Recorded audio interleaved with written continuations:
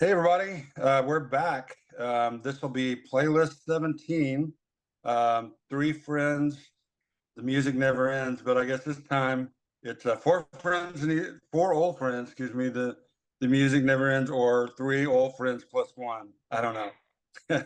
Anyway, we're back. This time it's kind of an open-ended theme, and we're joined by Spencer Franklin, an old friend of mine. Fits right in with the title.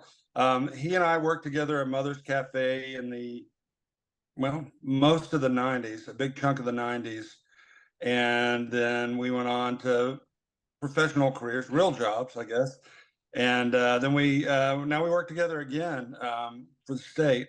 And so we've been able to stay in touch that way. And of course, Dave and Jose here, been able to stay in touch too. So you want to tell them a little bit about yourself, Spencer? Yeah, met Mike when I moved to Austin, and it was like 1992, I believe. So I'm an Austinite now, I guess I can say. I grew up in Houston, but definitely an Austinite.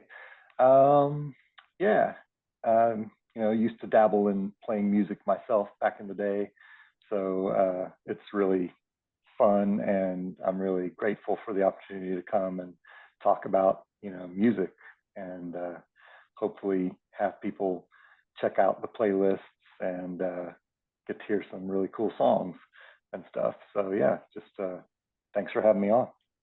Well, what is that? What drew you to Mike initially? Was it the love of music, or Working at a restaurant together is kind of like being in a war together. It's like you bond. Mike and I worked brunch for quite a while together, and brunch gets a little nutty. Um, so yeah, but I mean, it was funny working at Mother's. Introduced me to so much music that I never would have heard in a million years otherwise. So, besides like the fact that it taught me how to cook at all, um, I'm more grateful even that I got to, meet people that I did and listen to music and stuff like that I did. So yeah, it was very cool. Yeah, I will repeat, or sorry, I will second what you said about the wartime thing. Some of those brunches were insane. I don't know how we did that. And same with the music. I got turned on to so much music. Some of it's made it onto these playlists. Moved more away from the classic rock into a wider range of stuff, which is great. And yeah, so and I've alluded to that before. I'll say I used to play this song at Mother's Cafe. Yep. Anyway, yeah, Dave and I so know a yeah, little bit about working together and the rest.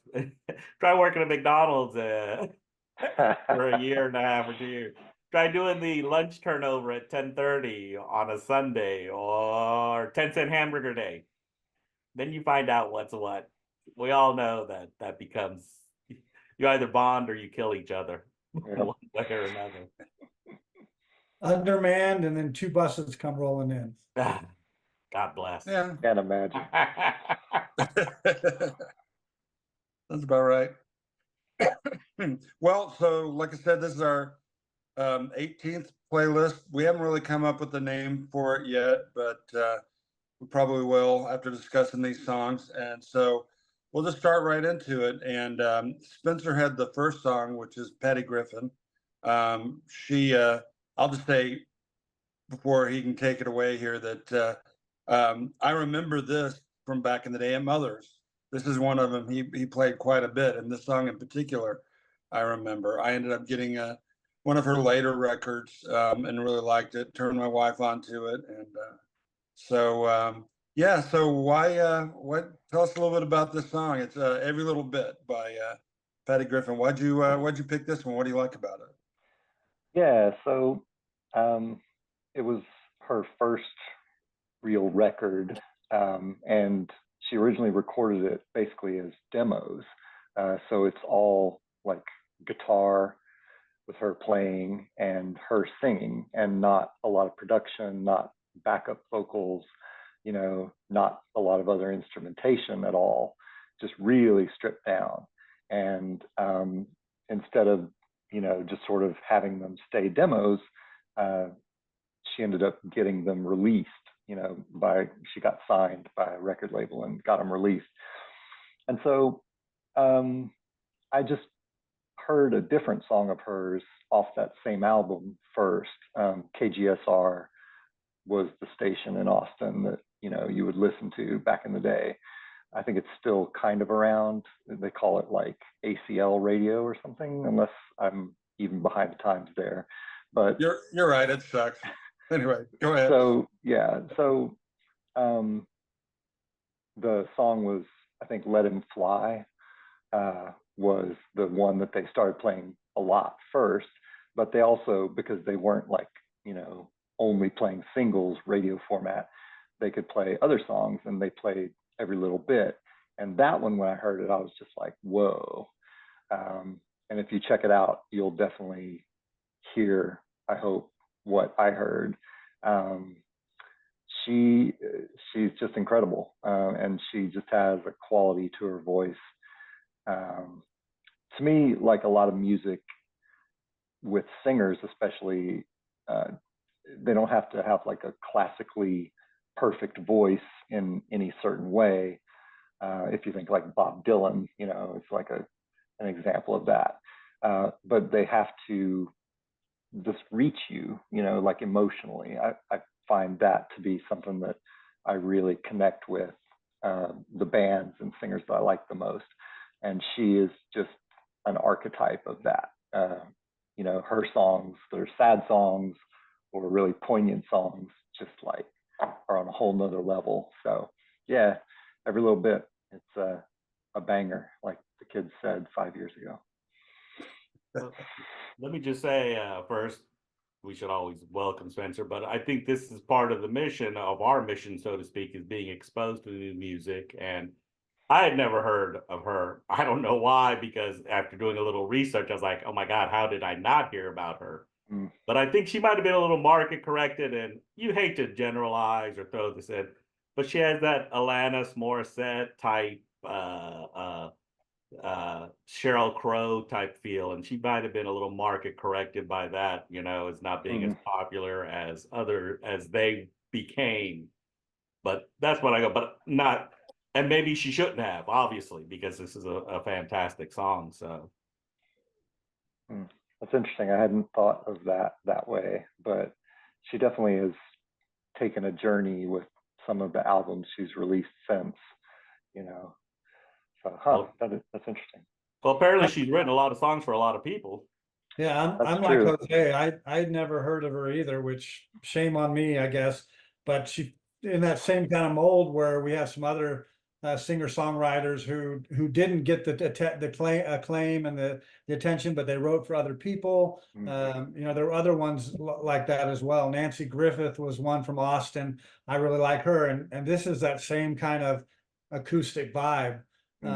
As she has. Suzanne Vega, you know, Mike and I have liked Suzanne Vega a lot as well, but I hadn't heard of Patty Griffin, and but I will say there's a lot of tapes that have kind of made it onto the scrap heap.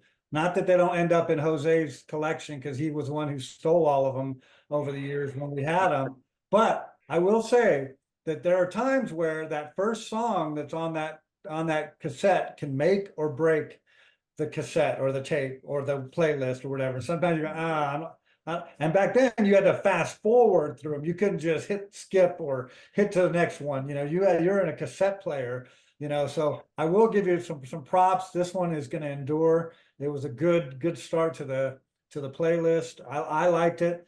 I probably will probably, when I get into some of the other artists that we have on this playlist, I found myself listening a lot to some of her other stuff as well, and really liking it. So you got me now as a fan. I'm already listening to multiple Patty Griffin cuts and stuff. So good job on that, starting it off with that. Yeah, I'm thumbs up for me too. And I think it really did. What followed was influenced heavily by that. I mean, Mm. the songs after that. I know some of mine were, and I think the playlist flowed well, and that was a good starting point. I am curious. Do you know anything about the story behind the song, or is it just kind of something she put together, or um, I don't really know. Anytime I've heard her talk about songwriting, she's very uh, non, how would you say, like sort of non-rigorous, or she's very attuned to like a flow. Like she'll talk about just sort of going into writing a song and just sort of like, you know, talking through stuff and like getting rhyming words that sort of fall together and just sort of working from there. So I don't imagine it's like a specific situation or a specific person or, you know, a specific breakup or whatever, you know, mm, because the song is not super specific about how much exact relationship she's talking about, right? Like it could be a very short term kind of thing, or it could be a longer term thing, you know. But yeah, I think it's probably more just kind of like her summing up kind of, you know, thoughts and feelings about, you know, past experience, I think. Yeah, well, I think you alluded to it in the sense that good, great singer-songwriters, they're not going to be in your face with it. They're going to they're going to mix it in with their music. And I think this is like Bob Dylan or someone like, not that I'm saying she's Bob Dylan.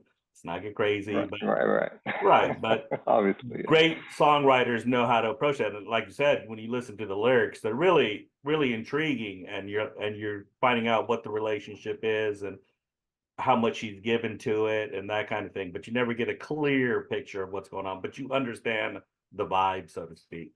Yeah, yeah. well, from there, we went on to Amy Winehouse, Love is a Losing Game. And I'd like to pause here a second to point out that there are several women on this list, which is, we've always tried to have one on there just so we're not doing all dudes, you know, talking about dudes singing.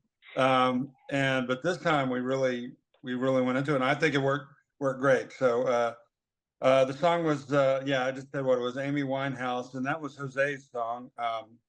I'll talk about it more in a little bit. Why'd you pick that one, Jose? Well, here's a couple of reasons. A, there's a new movie out about her, which is horrible, so don't go see it. I'll just throw that out there. However, there is a documentary on Max, if you got Max streaming, that is fantastic, and it really details her life. And unlike Patty Griffin, sometimes these artists get stuck with one song, and everyone knows Rehab, of course. You know, I know Rehab, but I knew hardly any of her other songs. I knew that she had done a duet with Tony Bennett and things of that nature. But then when you watch the documentary, you realize how talented she really was. Now, obviously, she was a tortured individual. A lot of artists are. And man, the paparazzi was constantly on her. She was a drug addict. You know, she had a thing. So the documentary really brings it out. But really, what I was compelled with was her music and how great that music is. And I just picked this one because I'll just throw this one. There are a number of songs that I highly recommend that you go see. Of course, she gets pigeonholed with Rehab, but man, she has so many great songs and so much great music. And that was one of the reasons I picked it. Well, I'll go ahead and go on into it. I I love her music. I've had a hard time listening to it because of her tragic life. It's kind of it's such great music, but you know, just I always have that in my mind, especially Rehab, which is um, an incredible song in my mind. It's so good, and you know her story there. you can't listen to it the same way, you know. And I guess we all saw it coming, or many of us saw it coming, what happened to her. But this song I really like, and I'm one of those that never made it past rehab. It's a funny way to put that, but I I heard it a lot on the radio, and I did hear the Back to Black, I guess, is a song on that album, which is named that. I knew that pretty well. But this one, I really like it. It has that kind of soul thing going on, kind of a nod to that type of music, which I think a lot of hers does. The next artist, there's that there too. But also, it's one thing, I mean, I like the arrangement, the strings, of course, her voice, in a way, kind of reminds me a little bit of Billie Holiday. But she has this song, the arrangement, when I heard it, it kind of, I had to look it up. I was like, was this the James Bond theme? It has that kind of arrangement that they would use in some of the theme songs, you know, like the more recent. And it wasn't, but I think it would have been a good one, just from the sound of it. Love is a losing game. I could see Daniel Craig, you know. But anyway, I love the choice. I appreciate it. Yeah, it was very, I agree, like sort of timeless feeling, you know. I mean, I knew it was Amy Winehouse, so I knew it was recorded recently, but like you say, the styling, both of her voice and sort of, you know, just the feel of that, but also of the arrangement and the instrumentation and all that stuff. You definitely could have heard, you know, from the 50s or 60s or something like that. It was it was really cool, and I also thought it was a really good choice to follow up on Patty Griffin's song, you know, because it's like it's not the same sentiment, but it's like down the same street, you know. So yeah, one of my favorites of the songs I hadn't really heard was that one for sure. Well, unlike Mike, who had made it to rehab, I'd never even made it to rehab. I didn't know any Amy Winehouse songs, never heard of any of her music, other than just I knew who she was. I knew she had died of alcoholism or something like that. When I later looked into her life, you know, she had kind of beaten the drug thing before that, so it wasn't like it was an overdose of that. It was literally just over drinking. And it's sad. I mean, age of 27 years old, and with that amount of talent, maybe I should have known more about her. But yeah, I got the same sense of that. I that 50s, 60s, 70s, she can do all kinds of soulful, jazzy, quirky kind of stuff, and it sounds great, and it's new and fresh. I've said this before on one of our other podcasts, but when you get to the end of the Apple playlist that we put together, if you just keep listening, it will choose songs either from the genre, or they'll eventually just pick one of those other artists and play another one of their songs. And on this playlist, I listened and I kept listening. I probably listened to about maybe 10 or 12 songs after that. And lo and behold, they played another Patty Griffin song, Ohio, a song called Ohio, which was amazing. Hey, there's the Cleveland connection, the rivers, the Ohio, all that. We've talked about putting that on again. They played another Amy Winehouse song, a song called Between the Sheets, which was a great song. They played another Railroad Earth song, the song Railroad Earth, which I had never heard. And there was another one too. I'll forget. Oh, I think there might have been a Phoebe Bridgers one or something like that. But anyway, I kept listening. I'm like, wow, that really made me want to go back and listen to more of their stuff. But no, I liked the first two songs went real well together, and then we went into the Electric Lady. No, I'm not the only one. It was good too because it was good because it was different. It changed it up enough from the first two songs. I'll just start off. I thought it was pretty cool. I'd never heard of Janelle Monáe or any of her stuff either. But yeah, it was good. Good three women in a row. Yeah, defend, Mike. There is nothing to defend. I will I will take the rest of this time talking about Janelle Monáe. No, I picked it because it's I don't know much about her music, but I saw her play at ACL Fest. In fact, it was a great day. She played, David Byrne played, all on the same stage. See Rufus Wainwright, and I'm forgetting somebody else great. Maybe I think Trey Anastasio with his band. But there were 4 or 5, great bands, and she was kind of in the middle. And she's got that, more of that kind of soul R&B. I think the arrangement sounds a lot like a Stevie Wonder song, personally. But that's, my opinion. She, it's it is different. Those first 3 songs are, about serious stuff. I'm not sure I'd go all the way to say somber, but and this was kind of this is, she's talking about another lady. And you can take that where you want, but, I thought we needed to kind of pick it up a little bit there. I wanted to, I didn't know what would come next or what all we were doing, but that's kind of where I got that. And yeah, I love the song. It's just kind of a good groove, and that's all I'm gonna say about that. Well, I'm glad you put it on. Actually, it's good that you put on something that doesn't all make us sound old fuddy-duddy or we're all depressed and down and out.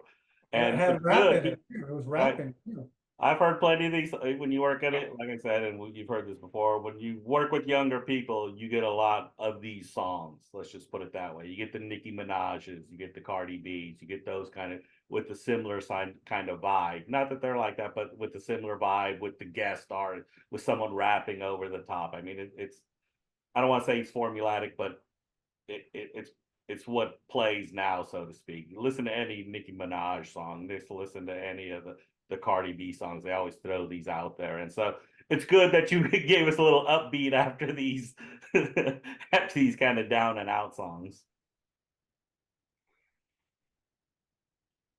Anybody else? That's We're our gonna move on. That one missed me completely. yeah. That's just You're how allowed it to is. say that, of course. So Yeah, go ahead. oh, nothing. I mean, obviously, I'm sure she's very talented and everything, but yeah, it just didn't hit me. So it's just out of 16 songs, you got to expect that you're going to get some of that. So. Oh yeah, no, this happens. Yeah. Maybe these guys sometime can tell you about the Spanish language version of "Because" by the Beatles. It wasn't the Beatles singing it; it was Grupo Fantasma from Austin. I think you told me about this already. It did not go. It did not fly with them. I still think it was a great song, and I don't know. I thought this one would go over well, but I don't have any. I have no regrets. Well, it's a good song. It's just after you get love is a losing game in every little bit, and then Dave kind of brought it back at 17, which is kind of one of those. Yeah, being the 4th one, there was no pressure there, but I kind of felt like I needed to put a female artist on. You guys had me at that point, so this is one where I had wanted to put it on the Strong Woman. I even wanted to put it on the Leftovers for Strong Women, and I didn't do it. Just a song. It's a popular song. I think you probably heard it on oldie stations and things like that. So it's nothing new. I've heard it a lot of times, but when I was researching, I came across a remastered version of it versus the radio version, and it had a little bit more of the trumpets and the horns in there in the middle and towards the end, and I thought it just had a cool vibe. So I thought it would fit well after your 3 great songs. I threw it on. So it is pretty somber and slow, but anyway, hope you liked it. Yeah, it's pretty grim. Like it's pretty bitter. I mean, not that I didn't appreciate that. Yeah. But I was kind of like, I know I'd heard it before, but kind of like listening to it multiple times, like I did. I was kind of like, wow, that's a little different. I wondered like who the songwriter was. I didn't look it up, but she wrote it. She wrote it herself. Okay. Yeah, that's And weren't you guys saying she was related to somebody, or? I don't know about that. No, I don't remember. I thought I heard you say that when we were listening to the music that she was related to somebody or. No. Okay, never mind. Scratch No. that. Edit it. She's probably related to somebody, but Sure. just nobody famous. I hope so. Sorry. It's a really No, good don't be song. sorry. Keep that up. And it follows our theme of when you listen to it, if you're 17, it's a whole lot different when you're 17 and kind of reflecting on what you were when you were 17 as opposed to what you are now. So no, I think it gets the job done for sure. My mom had the record. In fact, there's a couple on this list my mom had. That seems to be a theme. She had a pretty substantial record collection, and we keep hitting some of those songs. So this is one she had, that album and this version of the song on it. And honestly, it was not something I was into at the time. I didn't even, it's like whatever. I was what, 7 or 8, 6, somewhere in there. And so I appreciate hearing it now. It's it's an experience a lot of people have had, maybe everybody to an extent, kind of being the one who isn't chosen when you're picking sides for basketball, or one way or another, we all kind of now and again left out, except Jose, of course. He's yeah. Believe me. I see you shaking your head. It is a well-written song. It is very melancholy. And honestly, I'll still defend Electric Lady. I was hoping we go in a little more positive trajectory. However, No. that's the song that's there, and that's the playlist. And I don't say it's a bad song. I'm just, and what was I going to say? Well, I think Spencer kept it going with the wrong child. So He was trying to follow up, riff off my song, kind of, and go. right. Yeah. So Talk why you picked that song. It's not REM's. Believe me, that's not one of REM's well-known songs for sure. No, not at all. Yeah. Yeah. So, I mean, when Mike was talking to me about like doing this, and I started thinking about like, man, if I got to pick any 4 songs in the world, like what would I pick? And so part of it, it's kind of like you always have like a Mount Rushmore in your mind of like your favorite bands or people, And so when I was pulling in songs, I was definitely going to pull in an REM song because I'm a huge fan. But I sort of was like, well, what should that look like or whatever? And I kind of was trying to work in like not maybe their biggest song or even my favorite song, but the songs that really made me cemented as a fan of this person or this band forever. And so for Patty Griffin, definitely Every Little Bit was that song, because it's the second song I ever heard of hers, and it just blew me away. So for REM, Green is the album that The Wrong Child is on. And I had bought Document, which was the album before that, and I had listened to it a couple times and kind of put it away for a long time, and then gotten back into it and was like, wow, okay, this band is really great.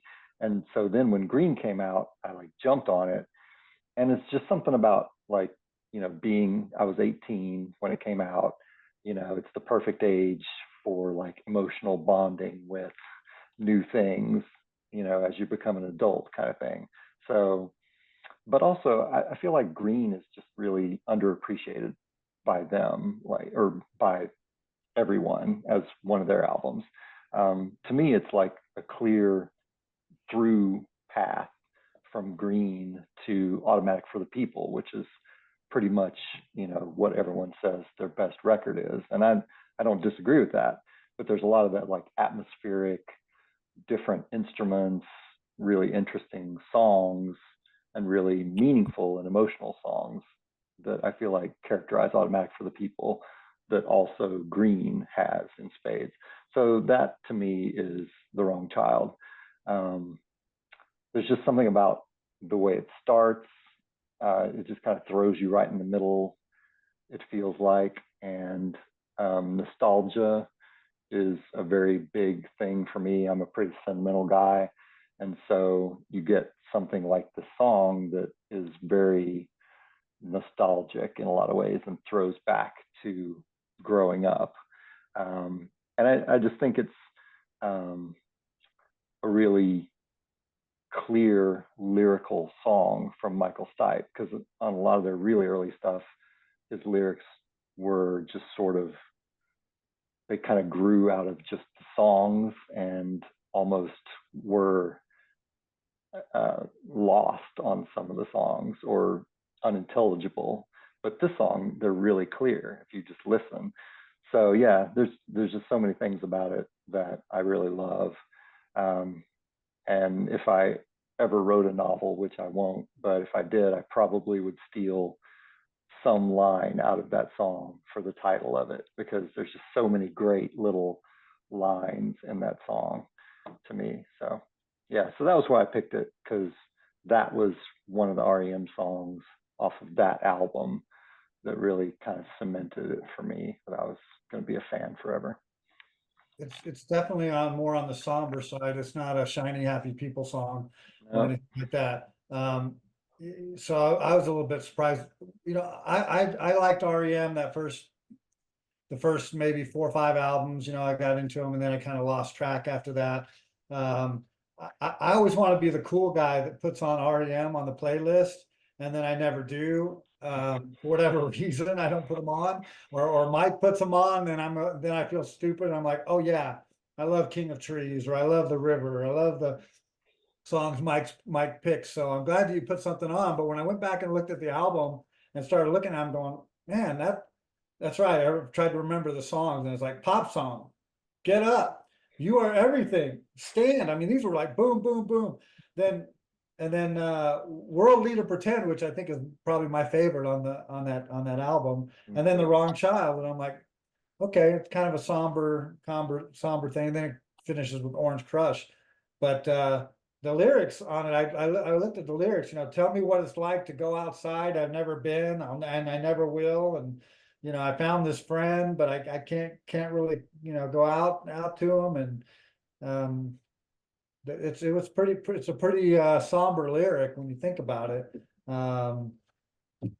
But hey, like I said, it's a cool song. It's just probably not one of my favorites, or one that I would have necessarily picked. One that I had forgotten. So when I heard it again, I'm like, I just don't remember that song. What album was it on? Where was it at? So I went back and had to look it up again. And then when I was looking it up, and went, oh man, it's right after World Leader Pretend. And so I had to stop and listen to that one first. Yeah. But no, big REM fan. And just again, I just for whatever reason don't seem to pick them and put them on my playlist. We need to have an REM day or something, or No, it ain't no shiny happy people, that's for sure. No, it is not.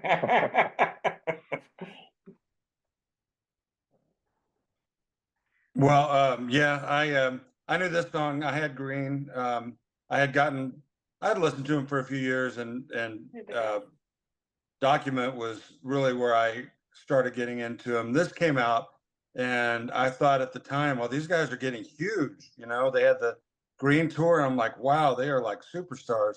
No idea about the tours and albums that were to come. But yeah, Orange Crush and some of these other songs. This is kind of a song tucked away in there, but it's a kind of like a piece of art. You know, it's not, for me, it wasn't like something that I'm like, oh, I can hum the melody. The bridge has a nice, you know, arrangement to it, but it's almost like a spoken word thing with music connected, added to it, almost like to me, like a stream of consciousness kind of thing. Almost. I mean, that's how I heard it. And I'm still kind of curious. There's another one. I knew if there was a backstory. I'm sure not. I'm sure it was just the creativity there. But you know, there's some questions, you know, that I would have about that story. But I love that album, and I heard that song several times. And It's I can also vouch for he is most definitely a huge REM fan. When we worked at Mother's, I don't know that I could name a day when there wasn't REM playing, and I'm not complaining about that because I loved them. But yeah, you made a tape for me once, Spencer, with got B-sides and unreleased things, which I wish I still had. It was awesome. But well, they've released all that stuff themselves by this point, so you can find it. Yeah, it's probably on Spotify actually. Yeah. yeah, you know, Okay. okay. That's the only one regret is that Dave got 86 had tickets to it and I couldn't make it to that show. Mm. And I should have gone to that show. I was in Dallas at that point, and Dave got to see him in '86. And this is one regret one concert that I wish I would have seen. And that was a small greatest- venue too. It wasn't like at a big Right.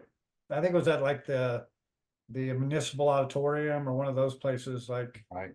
so it was a small venue. It was still early for them. Yeah. Yeah, that's cool. Yeah, they really expanded into those other places fast. And just to add, Green, when I saw him was at the late great Irwin Center, which a couple of weeks ago they finally brought down the last bit of the skeleton of it. So, R.I.P. Rest in peace. Yep. But onward to more positive things. We have Bluegrass song coming up by Jose, A Long Way to Go, Rural Earth, which this is the second one of their songs you've put on, and I like them both. I love Bluegrass, so there's not much else I can say about it. It's a great song. Well, I think I put it on. I'm trying to not inundate you guys with the Fish and with the Grateful Dead, but I still love my jam band scene, and that's how I got to see him. I got to see him at one of the numerous festivals I've been to, but I just think that they're highly underrated, even in the jam band scene. That they're not at that same level as some of the other top-notch jam bands that are out there. But I think they have a great sound to them. They're really down to earth, and I think it all, no pun intended.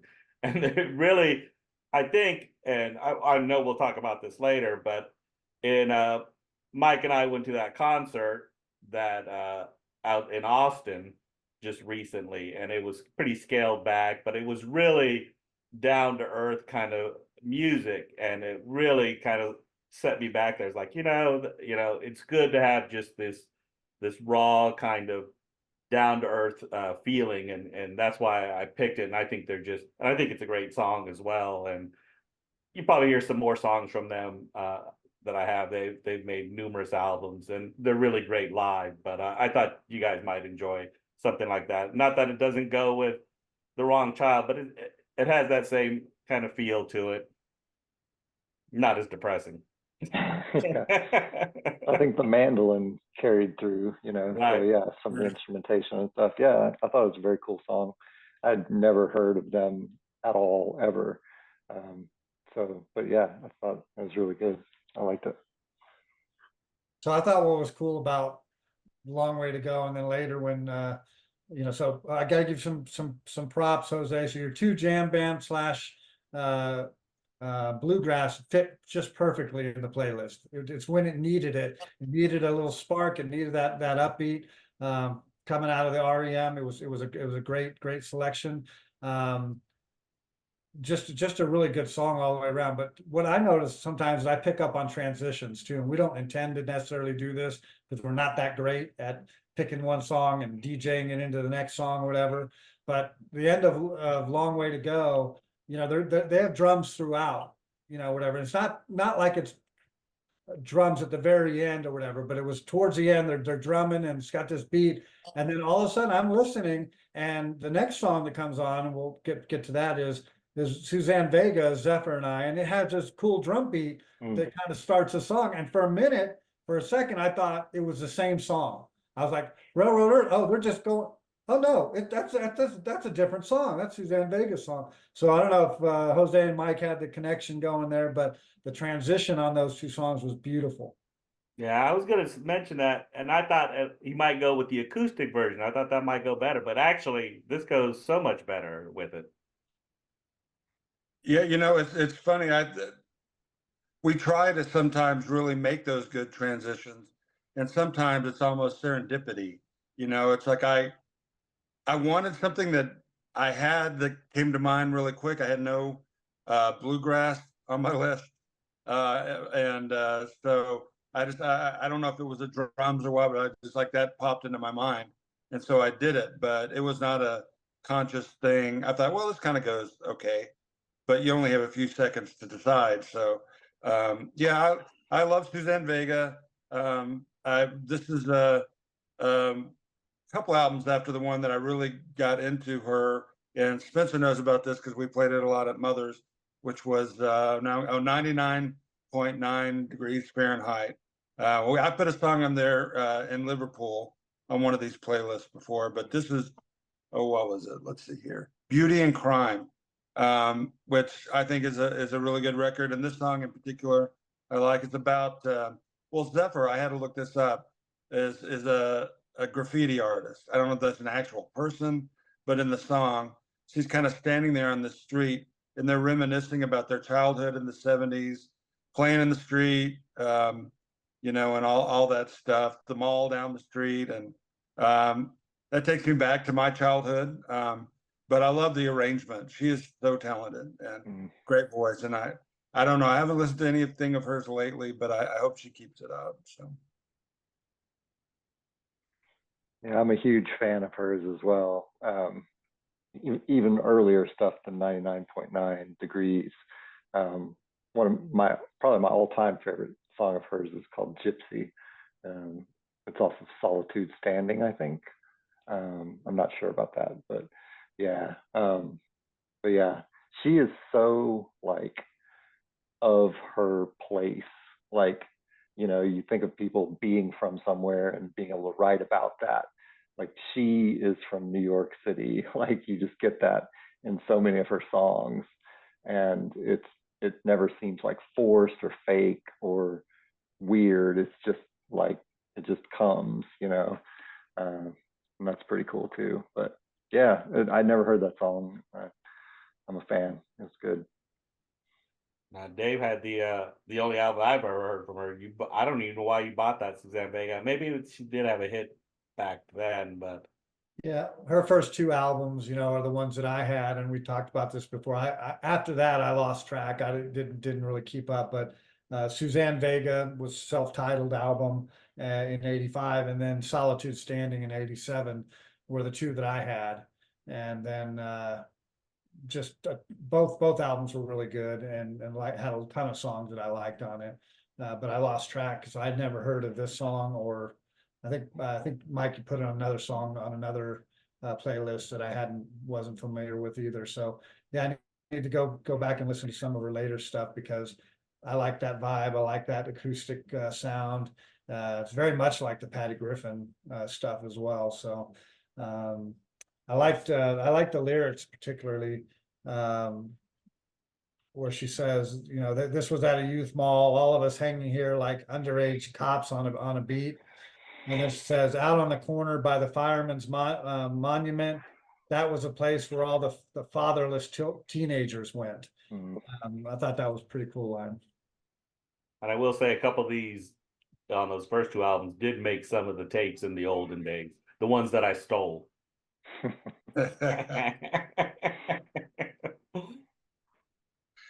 Well, we'll go on to Spencer's next song, "How to Save a Life," which that was Dave. Oh, wait, that's Dave's second. Yeah. Oh, Dave, excuse me. Go ahead. And I have no idea why the song popped into my head or why I put it on, where it was. I mentioned this before. Some of my older kids when they were teenagers, so it's probably in the mid 2000s, right? I wasn't buying new albums and listening to a lot of the stuff or whatever, but they would turn me on to some of their music that they were listening to at the time. And my oldest son Daniel listened to the Fray, and I only knew 2 or 3 of their songs or whatever that he had played for me before, but this was one of them. And I know it's another somber kind of thing, you know, talking about suicide and that kind of thing. But it's a great song, great topic. I don't even know how much airplay or how popular it might have been back in the day, but it was one that I knew, and kind of been wanting to put on one of the Fray songs for a while, and just popped into my head and I threw it on. I had never heard of the phrase, never heard of this song, but it was interesting on my weekly. I every week I go to Half Price just to see what they've got, and there was a Frey album out there, and I almost plucked it right out. I have to be, I buy way too many CDs, but there it was right there, and I was like, oh, okay, so I guess I'm in the minority as someone who had never heard of them, but I thought it was a great song. Albeit again, we tend to lean towards those Somber songs. We'll get to you, Spencer, next, but we have I don't know what it says about us, but Spencer, you know, if you need a hug. Yeah, no, that song was really big back in the day. Like it was pretty unavoidable on the radio for sure. Wow. So yeah. Yeah, I'd never You know, heard it's funny. I guess I didn't listen to the radio during that time period because I don't remember it either. And we had a whirlwind trip down to San Antonio yesterday, and I put this playlist on, and my wife was the critical audience. Of course, she's kind about everything on these, but she loved this playlist, and she's like, "Oh yeah, that song was huge." I'm like, okay, So and there's others on here. She liked Patty Griffin and Phoebe Bridgers and just about everything. But it is sad. It's about a kid that I guess the singer whose name I can't remember now, his last name Slade or something like that. He he went to some kind of camp, and they're at this place where there were trouble youths who basically drug addiction and things like that. And this kid was really struggling, and he was trying to help him out, and it didn't work out. But good story, just hard song. So making it turning more to the upbeat stuff with a song called Funeral. Speaking of upbeat, speaking of soft, It went perfect after my song. I have to give him credit because it goes to How to Save Life, and then it goes into the funeral thing, and the lyrics on that are amazing, really. I liked this song a lot. One thing I was going to say about both the Fray and then Phoebe Bridgers kind of thing is there's an element of spirituality. I've heard of the Fray has, you know, that they have some roots in that, and there's a Christian kind of thing, and they do that. And then the Phoebe Bridgers song, it's interesting that there was a line in there where she's talking about singing and meeting the father of the kid who died and everything. But she says, she said, I had this dream about being, you know, underwater and all that. And then she said, I don't need you to tell me what that means. I don't believe in that stuff anymore. Right. So she's kind of going away from the Christian belief or whatever it is. But then the next line, she basically takes the Lord's name in vain, whether that's whatever, and says, I'm so blue all the time. So it's almost like a cry out as well, like, you know, to that. So I just thought that there was some cool symbolism going on, and cool thing between How to Save a Life and Funeral. I was liking both of them. So good job on that, Spencer. Yeah, it was funny. So she was one of the people that I wanted to get a song on, you know, of hers. She's really the last person or band that I've like really fallen for. You know, like when you're younger, you all the time, you know, hear a new band, you're like, oh, it's my favorite band. You know, like I heard Radiohead for the first time or whatever, and you know, I was like, oh God, Radiohead, you know. And so I just heard this song, specifically Funeral, when I was on a streaming service, and I was just like, man, I have not heard any new music in ages. Like I need to try to just listen to more stuff. And so, like, literally the first or second night that I did that, I heard this song and I was like, wow, okay. And so I got her record that it was off of, and yeah, that was pretty much it for me. And that again was why this song was going to be the one I chose, because it was the one that cemented that, okay, I'm a fan of Phoebe Bridgers. So when we had a song, How to Save a Life, I was like, well, I have to go this one next, but yeah, it's interesting because actually something about the vibe of her song really gets echoed in an interesting way in the next song, and we'll get to that. But I didn't really get that the first couple of times I listened to them back to back. It took 3 or 4 times before I was like, well, these songs are not as different as you would think. But yeah, I think she's hugely talented. I think she's very interesting. I think that she kind of is very much of her age and her age group. I think kids today or whatever, but kids just have a different vocabulary that they have access to, I think, to talk about like their feelings and things that go on, and things like traumas and stresses and stuff like that. And so it just has been really interesting to me to listen to a bunch of her songs and how she writes about stuff generally. So yeah, it's a great song, bottom line. I agree. I agree. I remembered you at some point mentioning her name, but I didn't really know her music. And I love that when you just happen upon a song like that. There's so many bands I've gotten into, like their whole catalog off of hearing one song somewhere. And that was again working at Mother's, that would happen. Yep. And now this, hopefully, it is doing that. But I don't want to sound like I made the joke about Funeral, but this one and the one before, which I maybe didn't say this enough, they're really great songs. They're very hard topics, but they're well written, and it's an important topic. I mean, not everybody's going to sing about this kind of stuff. In this case, my understanding is it was somebody who died of a heroin overdose, and kind of her story and experience surrounding those events and her emotions. And it's a great song. Sad or not, some of my favorite songs are very, very sad. Yeah, it's interesting. Like, I don't know. I've never like looked into the specifics of the song as far as whether it really had sprung from, an event or a thing that she did or whatever.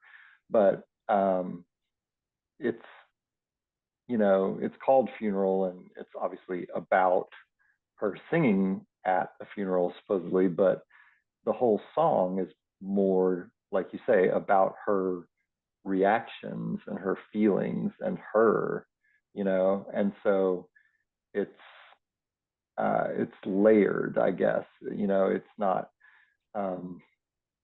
just the one thing. So that's another thing that is really, because she gets to the end and she kind of self-deprecates, right? She's like, and then I remembered someone's kid is dead, right? Like she's kind of acknowledging that she has written this whole song sort of wrapped up in her own emotions and, stuff like that. And then she sort of gets this perspective, but it's not in this like big, like, oh my God, moment of clarity way. It's just this very human, like, oh, here's me going to a funeral to sing tomorrow, and all I'm thinking about is like all this other stuff in my life, so there's just something really endearing about that to me, just the frankness of it or something. Yep. So next, let's make sure I get this right. Hot Dusty Roads. That's you, Jose, right? Was More that bluegrass. right? More bluegrass. So I was in that. I was in that world. Yeah. Now, and it's a Buffalo Springfield song, which is, Go ahead. No, I was confusing it with another song, Buffalo Springfield. Right. Right. I mean, and this is no one listens to this Buffalo Springfield Everyone has their favorite Buffalo Springfield for what it's worth and all like that. But this is one of those hidden gems that's in there, kind of like the REM song where you don't you listen to them, but you know the hits by heart. You know the good songs by heart. I just thought this kind of fit in.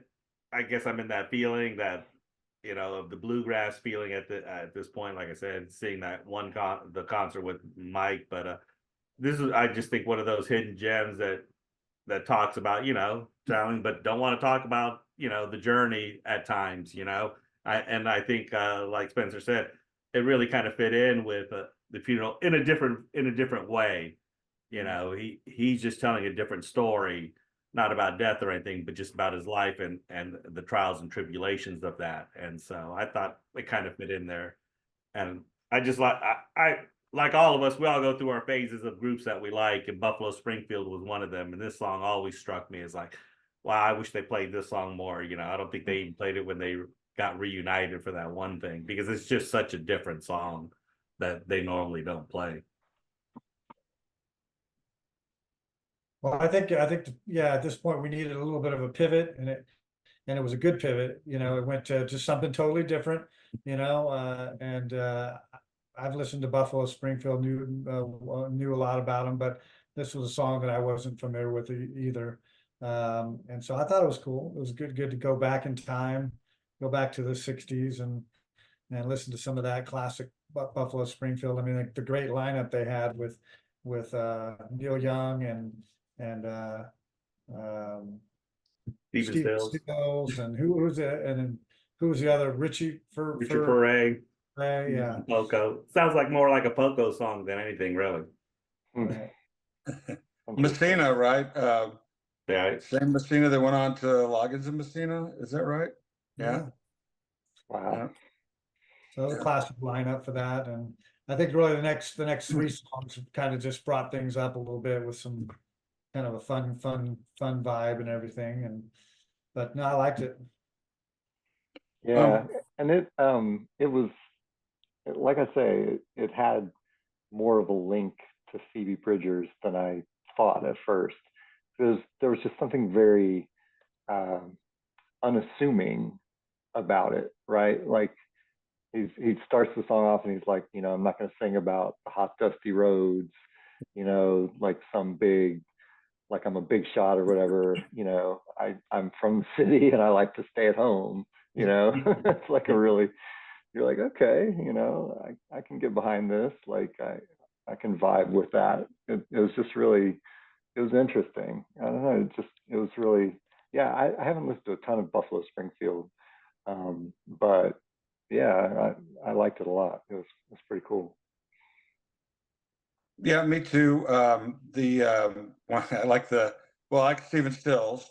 Of course, Neil Young sings on a number of their songs. I think they are, they're from a ways back now, but I think they weren't properly appreciated from what I know of it. I mean, everybody knows For What It's Worth, and I guess what's it, Rock and Roll Women? Is that what it's?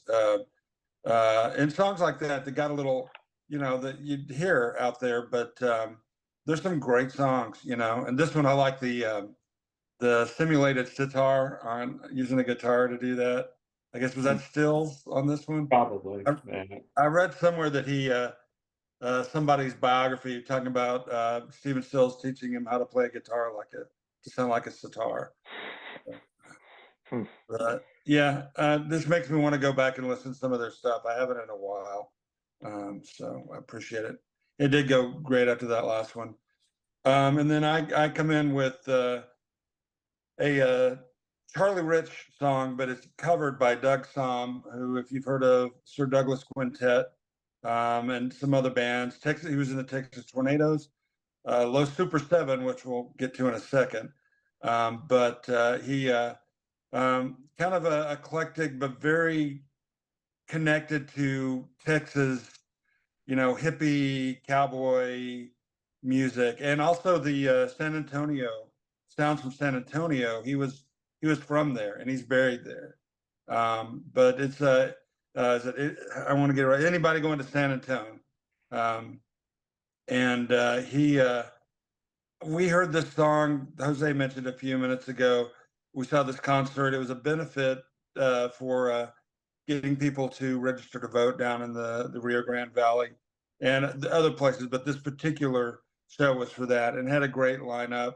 And one of the bands is Los Super Seven, which is kind of a super group that has changed over time.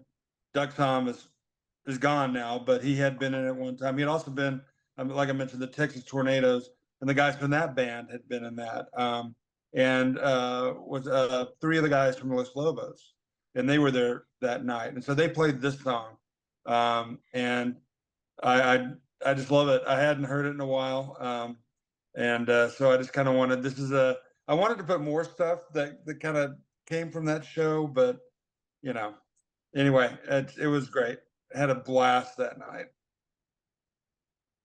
Now, I was glad that was probably my favorite song played that night. I thought it was really good, and they had different lyrics. I know they did. I think they did, because he was talking about going from Mexico and talked about things like that, so it was a little different. So, but anyone who's from San Antonio's got to love this song, and of course that hits you in the heart when you talk about going back to San Antonio, like me, who came back to San Antonio. So. Yeah, I'm from San Antonio too, and so I liked it. I think I'd heard it before, the Charlie Pride version years before, but been a long time since I've heard that song, and so it brought back a lot of memories. And it's a great song, and I need to get back to San Antonio at least to visit sometime. Well, Maybe I Dave, won't have my shirt flapping in the wind or anything like that, but Dave knows this from being from San Antonio. We were constantly had that aspect in our lives of all the Tex-Mex groups that were out there. That was a constant in our lives. Whether we were a part of that world or we weren't part of that world, it was a part of our world because we lived in San Antonio and we had Little Joe and the Mafia, Texas Tornado. So we always knew about, not that we were going to those concerts or anything, but you always heard it because if you lived in San Antonio, that's what you were going to get, especially the accordion. I mean, that thing is just, part of that world. And so it's always fun to hear.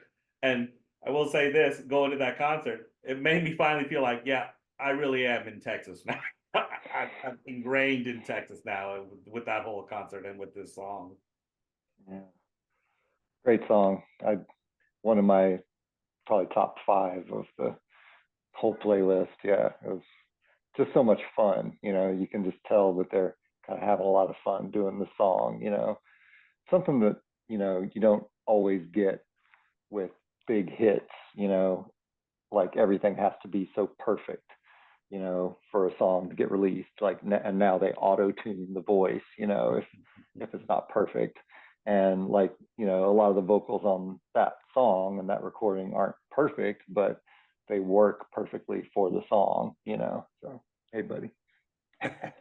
well, I could have gone a lot of different ways after that one because Jerry Jeff Walker. I played a song on another playlist, What I Like About Texas, right? And there's a line in that song that says, driving in El Camino into San Antonio.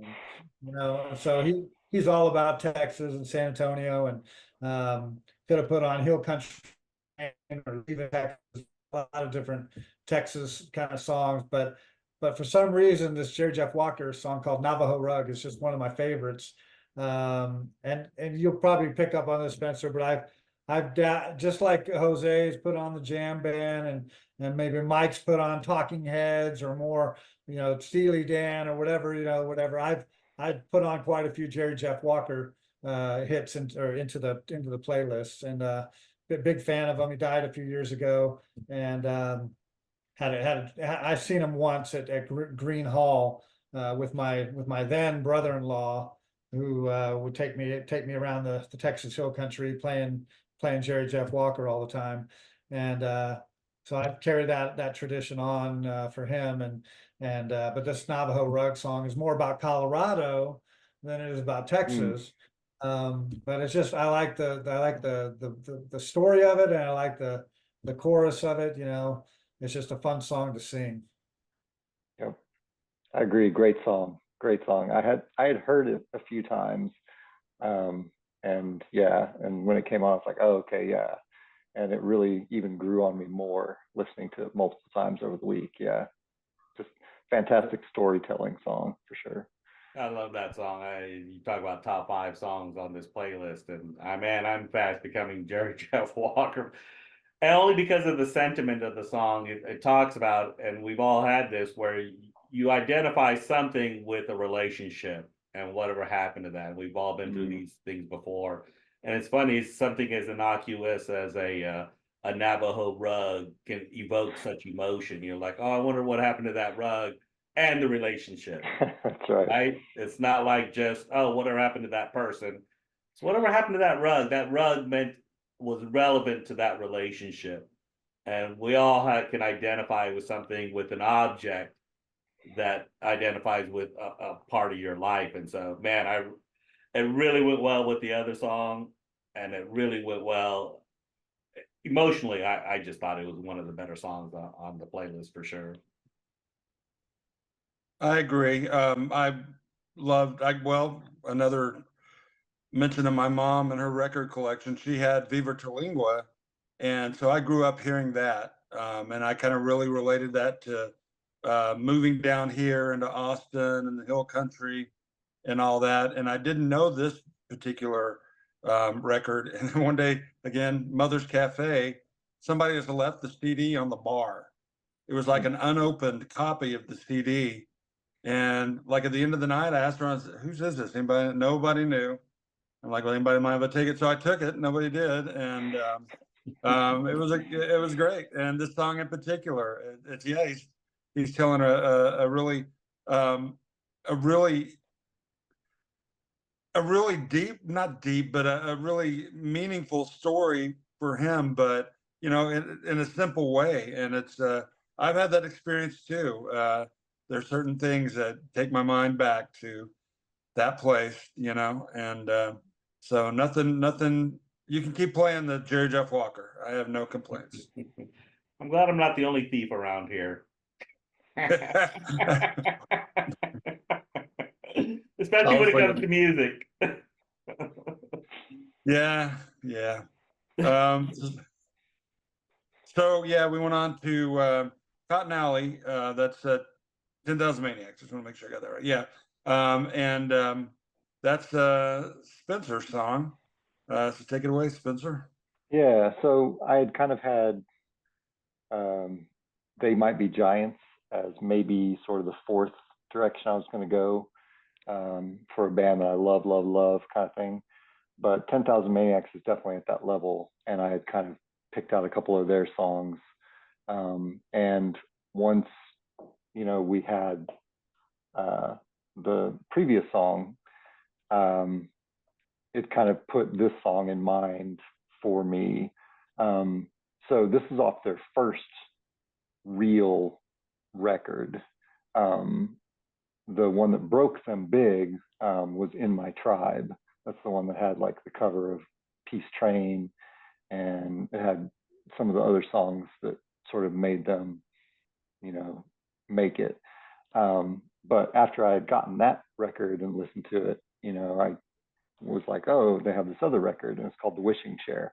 So this song, Cotton Alley, is on that record, and it's just something. Again, it's like a story. And I've never looked back to see if she ever said, if this was about a specific kid she grew up with or whatever. But it's just really great storytelling to me, and again, just I guess I really resonate with songs that just kind of drop you in. It feels like it's very hard to write something so short as a song and tell a story with it, right? Like it's a skill, and to be able to do that on your first record that you make, like it kind of blows me away. Natalie Merchant, her abilities like writing that way. But yeah, it just kind of like starts, and I don't know, it's just always really, really resonated with me. And so yeah, that's the one that I picked for 10,000 Maniacs for this particular playlist. Well, I have to say that I think this was my favorite song on the playlist. All right, all I, right. I got one there. And I wasn't familiar with them, and it's surprising because it's the college years, 85. I was in college and probably would have been listening to that kind of stuff, but just wasn't familiar with it. But yeah, I liked the song. I liked the lyrics of it. Just the whole, what would you say, like hopefully sorry is a word that you mean. Mm, And then they're playing back and forth like they're kind of a love thing, but you're really young, and mhm, throwing berries in their back and mhm, staining her blouse, and just the imagery of all of that. But more than just that, it's just a cool song. It's just a really cool song. And I spent the last week listening to more 10,000 Maniacs. I probably listened to about 10 of their songs. I just kept put it on play and just was listening, going, "Oh man, this is good stuff." Um, I didn't listen to a lot of female artists or that were lead singers in that situation. Chrissy Hine and the Pretenders, that was kind of the one that I liked a lot. But um, Oh, also the Cranberries. Did you listen to any of the mm. Cranberries? So I kind of like that thing, even though it has that Irish kind of thing to it. But this Natalie Merchant's voice and her songwriting is amazing. Yeah, I did research and saw that this was their very first album too. Um, and after that, they started hitting it big, and just about the time they're hitting it big, Natalie Merchant leaves the group, right? Yep. And they had like MTV Unplugged, and that was a big deal at that time. Um, but no, I really liked the song. In fact, I liked it, but I also wished that I had maybe played a song that would have went with it, but I didn't, because there was a couple other songs I was thinking of. I think as I was listening to the song, I wish I would have zeroed more in on the lyrics at the moment I was listening to it, Mm. because it probably would have opened up a box of other songs and other things that I would have wanted to play after this. But we'll save that for another time. It was a great song. Cool. Yeah, really great. I think Mike was the one who kind of turned me more on to 10,000 Man. I don't know why I think that. Is that Mike? Were you listening? Yeah, I think he's the one. I had that breakthrough record, I think on cassette tape. Right. I'm not sure if I ever put it on a playlist back in the day, but yeah. Yeah. But I think I remember you talking about them a lot. And then I was kind of disappointed. Weren't they supposed to open for, I think it was the Who in that 18 on the early legs? I mean, they had the Clash and they had some other people, but it's either them or someone else. But for some reason, a concert I was supposed to go see was supposed to have 10,000, but they didn't do the Texas portion of it. So, but not like you said, these songs all kind of all fit together, and that one really kind of was a capper as well. You get the Navajo rug, and then you get the Cotton Alley, and you're like, oh yeah, this thing is cooking at this point. So I'm glad. I can't really add anything to anything these guys have said. I agree with every bit of it. It's a great song. I'll just go on a little bit more about her voice. She has such a distinctive sound, and that continued on into her solo stuff. And I've referenced my wife before. She loves her music, so we hear a lot of her solo stuff around here. But I go back to the 10,000 Maniacs. They had other songs that got airplay too that I really liked. So we need to have more of them on here too, or even her solo. I'll do it if nobody else does. well, Mr. Female vocalist over here with 3 of his 4 songs were by women, which none of us would ever probably have done before. Maybe Mike. Mike probably would have done something like that, but Mike yeah. did 2 on this one, so What's that? Mike put two on this one. Right. I mean, this is probably the most female minus the strong woman one for sure. That usually, like Dave said earlier, we only have one woman female singer on these playlists, so it's good. Yeah. We'll go back to Joni Mitchell or Janis Joplin or Like Janis Joplin. That's legit. Yep. She made it Some on. We had garbage with Shirley a Manson. live. Oh, go ahead, sir. Get some garbage with Shirley Manson. Y'all listen to Garbage at all? Oh yeah. Great band. And I have my Tedeschi and Trucks. Y'all don't know about them, but Susan Tedeschi, who's played a lot. Mm. You'll probably hear a lot from them, but Lucinda Williams, I need to get Oh, more of her on here. there you Roseanne go. Cash. yeah, we'll have to Johnny make a Stars. strong woman one again. All right. And definitely more Suzanne Vega. You can count on it. Oh, well, for sure. I have the next song already queued up in my mind. So after that, we went. There was Jose. Now we're going back to the bluegrass I was referring to, String Cheese Incident. Song's called "Restless Wind," which I thought from the title was a traveling song, but it's not literally. There's more to it, and I'm sure Jose will enlighten us. No, it's again. I must, as he had female singers, I guess I had bluegrass on the mind because I think all four of my songs had that tinge of bluegrass. And String Cheese is again one of those bands on the jam band scene, and they seem to have kind of broken out, but they're a really great band that plays a lot, and I just thought this song kind of fit in with the other ones that were being played.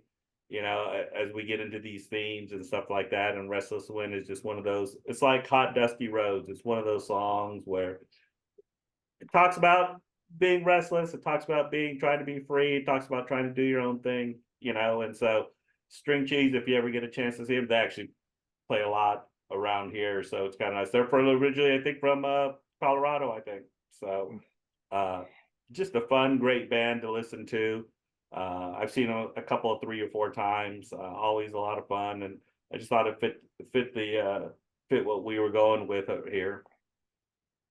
Yeah. I agree. It was a great choice, and I'm not knocking the bluegrass at all. I did not know this band other than by name, and I had no idea. And I think Spencer said this. I hope I'm not stealing your thunder. I had no idea they were a bluegrass band. And they're a lot of fun. I wouldn't call them a bluegrass band, but they do have that tinge to it. All right. Never like to pigeonhole anybody, but Well, if I play you a different String Cheese song, you're like, that's not bluegrass. You know, wait till I play like Widespread Panic or something like that. Then we'll really get into it. But I'm trying to again, as good as we all do, is trying to expose just this is part of my scene. This is what I listen to a lot, and these are groups that this isn't Fish, this isn't the Grateful Dead, the top tiers. So you know, I thought, oh yeah, String Cheese and it kind of fit the mold here. So You know, it's kind of like one of the when you buy a car and then you realize, there you see that same car everywhere, right? Mm. The same thing is happening as I don't know what it is, probably because you hear it on your phone, and then so now on my feed things come up about bands and things that you've mentioned, or I'm watching YouTube or I'm watching whatever PBS Austin City Limits, and you know there's Tedeschi Trucks, or there's Warren Haynes, or there's all these people I didn't normally remember or get into. Now they're like all just coming out of the woodwork. Every time I turn around, I'm seeing stuff that you've introduced me to, Jose. And Mike. And probably now soon to be Spencer. oh yeah. Probably see 10,000 Maniacs everywhere now. Well, the next one was mine, my last song, and I had wanted to put something off. This is Los Lobos, that Train Don't Stop Here Anymore, off of the album Kiko, which I guess Spencer and I, in a way, bonded over that record because it was just like back in the day. It was just such a great record when it came out. I had heard their stuff. I had a few of their CDs or records before, but this one was just like, there was so much to this. There's no real reason for its placement. The music was kind of going more upbeat. And so I really wanted to, knock it up a notch. It's a blues song. It's about a guy having a pretty hard time. His life is falling apart. His relationships are falling apart. But the train don't stop here anymore. Referring to his lady. But I just love the song, and I won't go into it too more so you guys can talk, but the guitar, the saxophone, they just really jam, and they have that one break and they come back into it. I put this on also because of the concert, because they they didn't play anything off this that I saw. They did something off The Neighborhood, which was really good. But they three of the guys were out there, including the sax player. So I had to go there. Yeah, Kiko is a fantastic album. If you're not familiar with that album from Los Lobos, you should totally, like, front to back. Don't, shuffle, don't like skip or whatever. Like, I've gotten back into trying to really, when I listen to a new album, especially like something new to me, of just like listening to the whole thing, because like back in the day, like, I would listen to stuff front to back, reading the lyrics, off the CD or whatever, like all that. And it felt just like it was easier for me to connect to it. But yeah, it's just, I'm obsessed with the song "When the Circus Comes to Town" off that record of theirs. That's, You want to hear Fish's version? oh, is it good? Is it good? Very good. Oh man, that song kills me off that. So yeah, I had heard of Los Lobos and heard some of their music and stuff, besides like their La Bamba that they did for the movie and all that stuff or whatever. But yeah, but Kiko was really the one that, like, wow. Yeah, we listened to that quite a few shifts with mothers, I would say.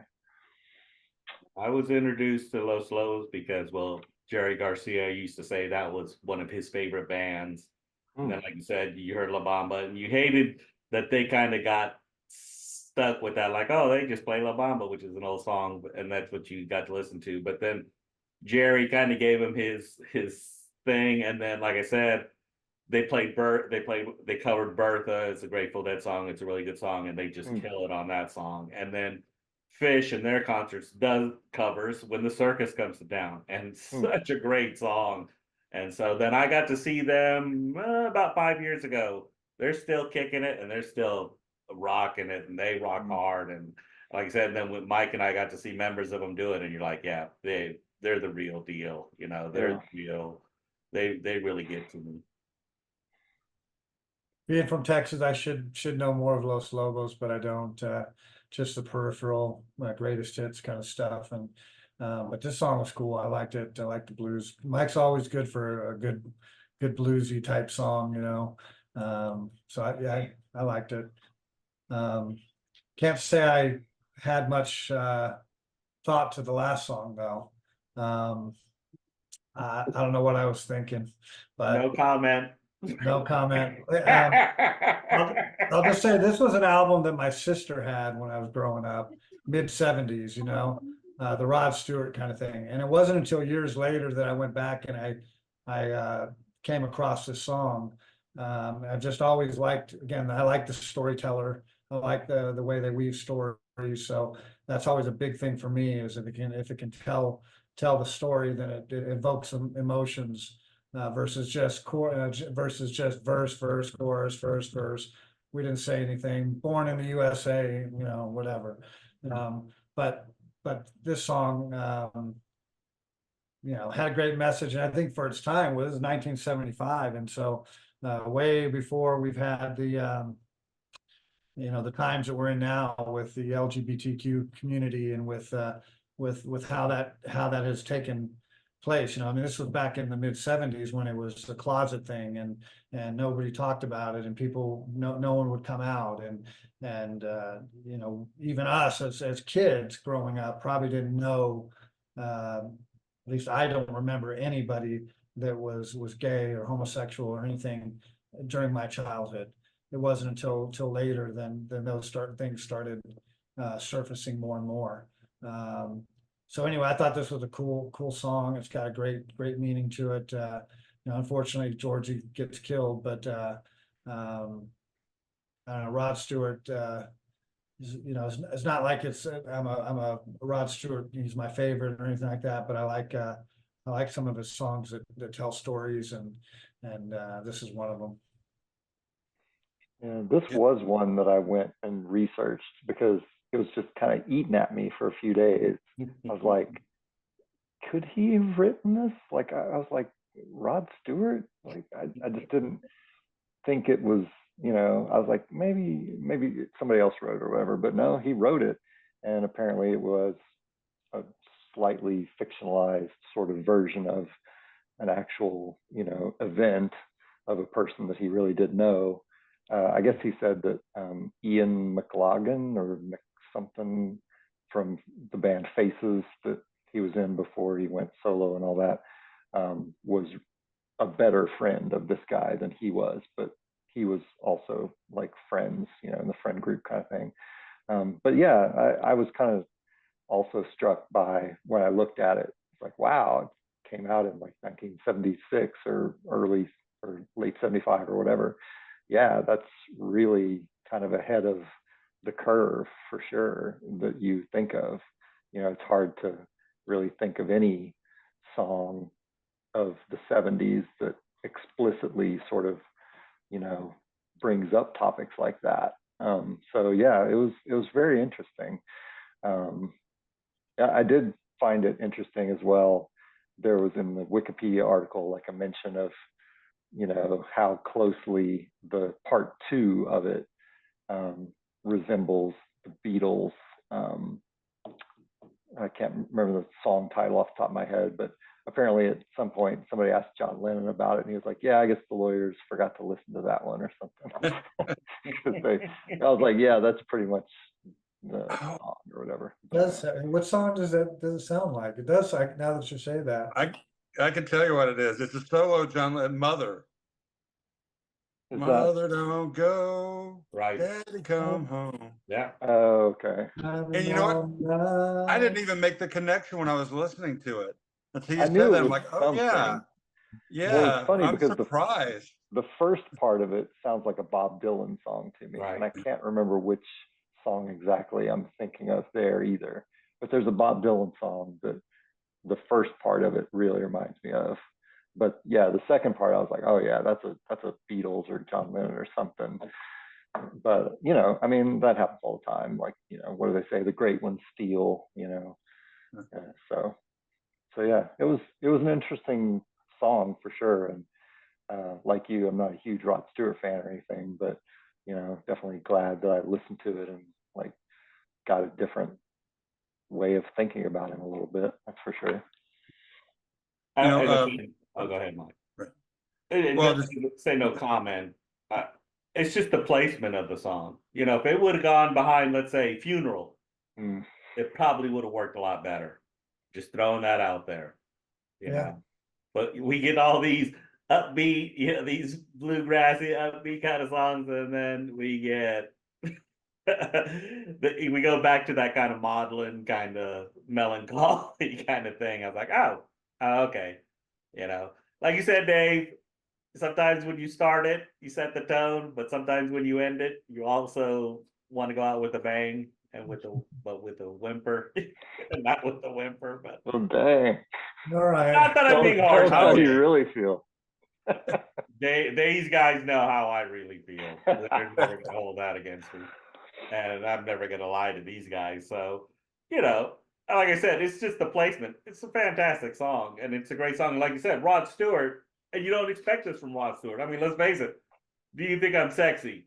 Right. Rod Stewart, right? Maggie May, right? Right, Yeah. Maggie May, or you know, Forever Young. You know, the songs that he's got. Right. You know, so when you get a song like this, you're like, oh wow, man, he's coming from a whole different place. You know, not that the Small Faces didn't have their music as well, but like I said, it's just the placement for me. It just kind of, oh, here we go. So. Well, you know, sometimes you have a song and you really want to put it on, and Right. you go where you can. And I've had songs where there is no place on the playlist where this song's going to go, so you just kind of shoehorn it in. This is a great song. I like it. Yes. Is it sad? Yes. But I like it. As far as Rod Stewart, it's like a love-hate thing for me. Like, I think probably this record, anything after that, you couldn't make me listen to. I'm not certain for sure that there's no other song, but pretty much I did not like the direction of the leopard skin pants and Do You Think I'm Sexy and Tonight's the Night, and we can go on and on. Then he did all the standards and whatever. Fine. If you like him, fine. but before that, I mean, you mentioned the Faces, and some of his solo stuff before that. I thought there were some really great songs. As far as this one, we're talking about the '70s, and its place. This song being, I don't know if revolutionary is the best word, but directly addressing something. And it's interesting though, because if you think of the '70s with disco and the glam and all that, Elton John, and it's like it was indirectly, it was there, but this is taking it on. This is putting it out there. It's like this is going on, folks.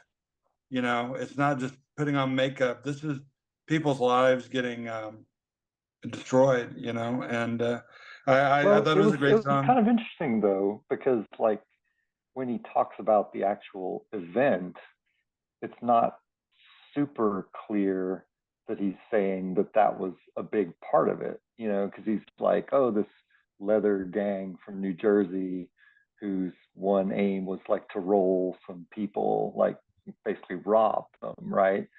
So yeah, Accident, yeah. I thought it was interesting that um, he didn't try to like play this sympathy card of like, oh my gosh, these foul creatures who had hate in their hearts because these people were gay.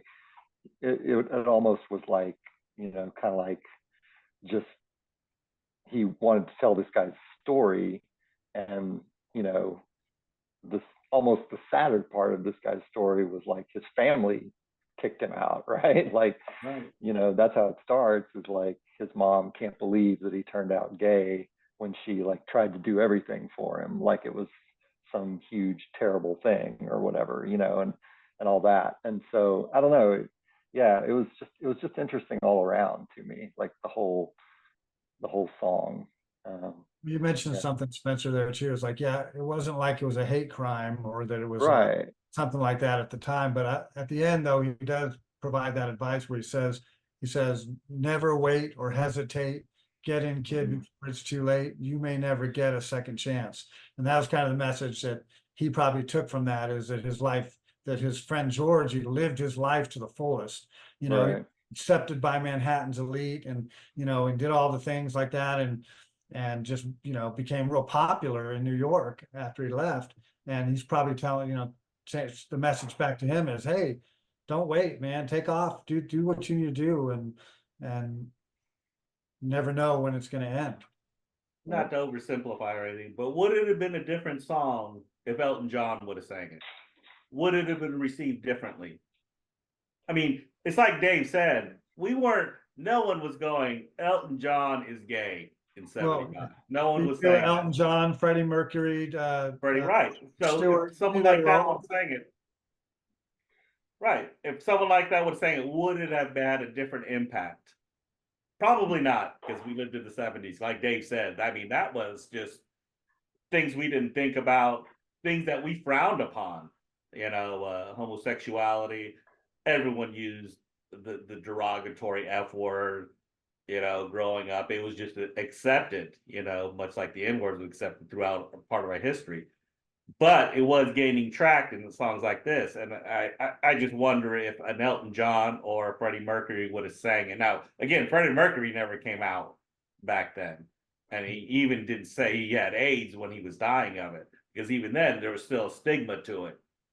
But I wonder if that would have been different. I bet Elton John, if he sang it now, he would be championed. Just throwing that out there. Right? Elton did have a song or two that addressed it one way or another, Right. that subject matter, but they were never. Most of them were never really straight on about it. No pun intended. There was one, Alice, I think was the name of it, off of Goodbye Yellow Brick Road, but it never got any airplay, but it's an interesting point, and I do stand corrected about it.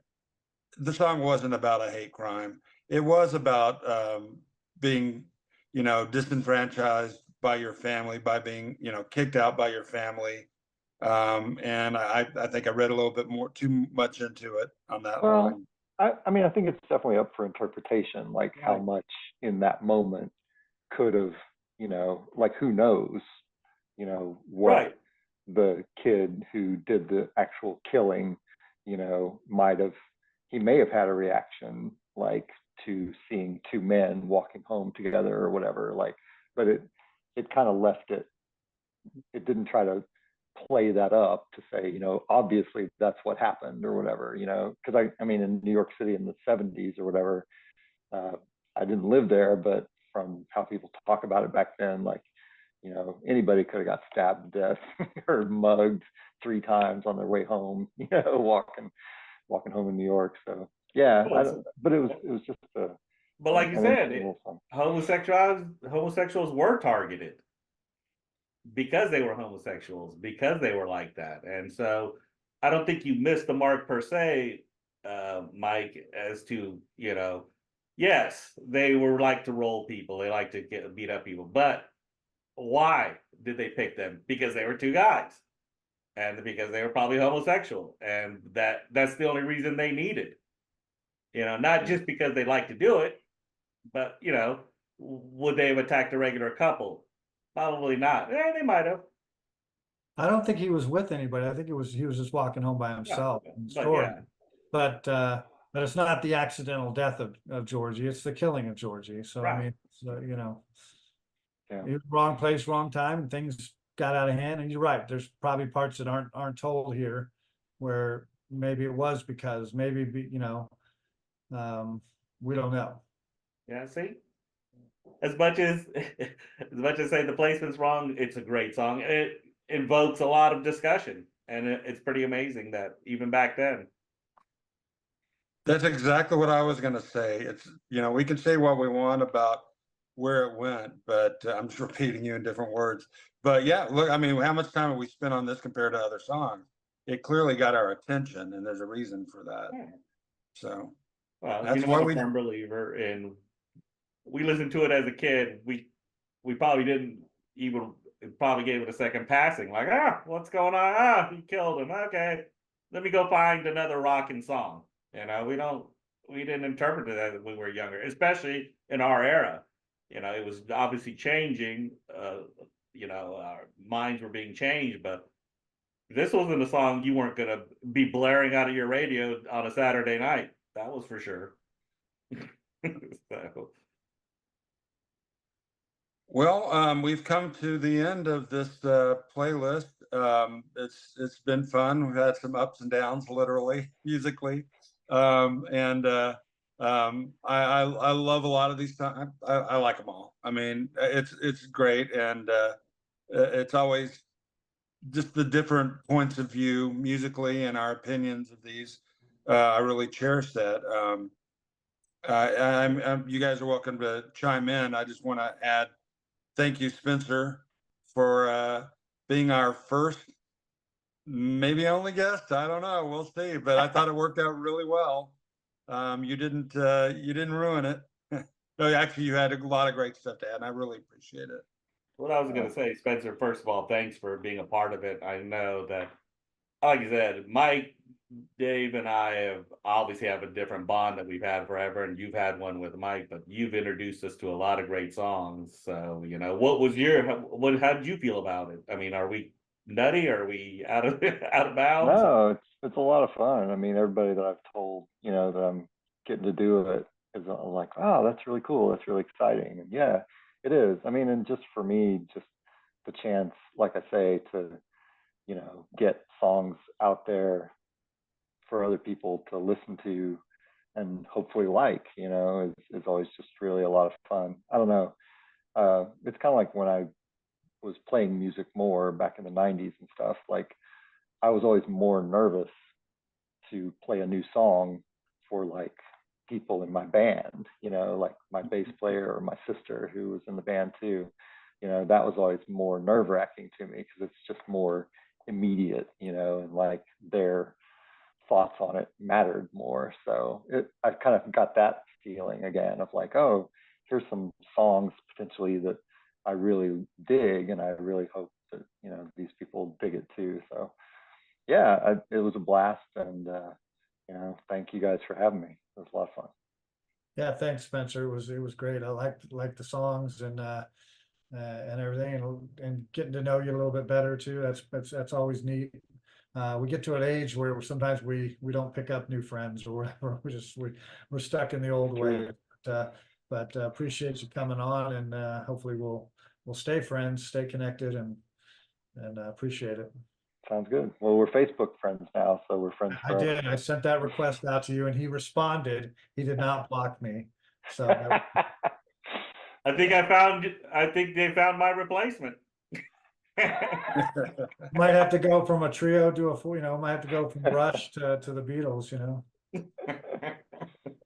Never say never. Well, thanks again. It's always great seeing you guys, and it's great having some fresh thoughts here. And I hope you'll consider joining us again sometime. This will be a much cherished playlist. So anyway, yeah. Thanks everybody for listening to this. Check out these playlists. There's the addresses the web addresses will be at the end of this video, and then I'll put them in the description too. And we have it up there on Apple Music, and I've been doing a YouTube one, and we may have a Spotify one as well. So thanks for joining us, and we'll see you next time.